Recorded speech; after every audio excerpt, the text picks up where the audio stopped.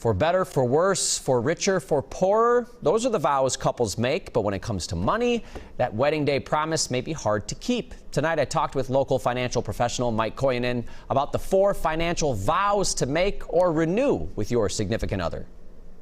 Mike, thanks for joining us as always. And wonderful, here we are in wedding season, and I feel like this topic is speaking to me specifically, seeing that I am engaged. So I will be actively listening as I ask these questions. But first and foremost, why is it important for couples to have conversations, deep conversations about their finances?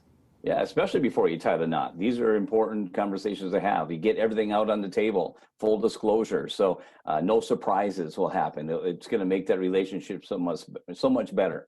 I know talking finances isn't the most romantic thing to talk about, but just a couple quick things to do that is, A, get on the calendar right away. Make sure you carve out that time. Make a specific list of things you want to talk about, whether that's debt, whether that's savings, whether that's budgeting.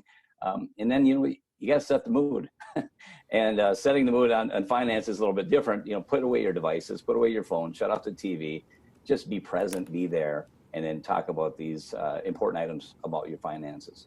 And as couples approach their wedding day, they're writing their vows on what they plan to promise to their significant other. But you have some unique financial vows that couples can make. What do you got for us?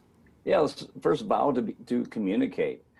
We know the divorce rate is high because dealing with money, right? We see money is a big part of divorce in this country. But it's not always about not having money that people do it. It's because they don't communicate about money. I look back and years ago when we were the poorest we ever were in our life, we communicated so well, we didn't have hardly any disagreements, when we were barely making ends meet years and years ago. So it's not about lack of it always. But I think it's important when you're early on in marriage, set the ground rules early. What is your spending limits? So outside of buying your groceries, outside of, paying the mortgage or rent and your miscellaneous things that you need, what can you spend without having to call the other spouse and say, hey, is it $50? Is it $100? Is it $200? What is it that you guys are going to trust each other with? It's not going to blow the budget and cause any issues in your marriage. And then also just communicate by setting dates in a calendar. Let's plan for the future, buying a house, maybe buying a dream home or retirement planning. But get those dates in there, which is important, together. It's one thing to communicate. It's another to make sure you're being transparent and telling the truth, correct? Yeah, you vow to be financially honest is number 2 is, it's sad. Here's a bad statistic. 4 out of 10 Americans either have an account that their spouse doesn't know about, or they have a debt that the spouse doesn't know about. So they're hiding money from their spouse for themselves, or they're spending money away from their spouse, like a credit card. And that's only, the future for a bad outcome. It all comes out in the wash anyways. They call that financial infidelity. So we're not saying you can't have separate accounts. We just say communicate about it, going back to the other one, but be honest about your debt. Be honest about the accounts you have. Don't hide things, because it's only going to be a bad situation in the end. And when people are doing that communication, it's not just about, like you said, the bills and things you need to pay, but those dreams that you make, your plans for the future, correct? Yeah, and just like you were sharing, you guys are getting a house, which is exciting. So plan, what's the future look like in the next 5-10 years, but also retirement years. Get on the same page, because typically husband and wife, they don't see their retirement dates look different, but you want to make sure it's the retirement for both you. And one might want to be a snowbird. One might not want to do that. One want to be involved with charities or just grandkids. But whatever it is, write it down, the retirement plan that you guys want together. And then what's it going to look like financially to be there? And then find out what you need to do. So start saving early.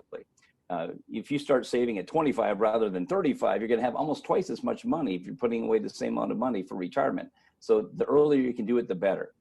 We start planning our finances, but like a lot of young couples, they learn pretty quick. It's not just going to be them two for the rest of their lives. There's going to be maybe some children in the future. So how does that work into this? Yeah, vow to protect your family. So typically in the early parts of the marriage, first 5-7 years, children come into the picture, and now you have major responsibilities just beyond you two, and that's going to cost some money to protect them. So if something happens to you, you want to make sure they're going to be protected, and that's where we talk about getting enough life insurance. 10% of millennials admit that they have enough life insurance, which means 90% don't. And I always recommend people, when you're young and the healthiest you'll ever be, get as much life insurance that you can afford.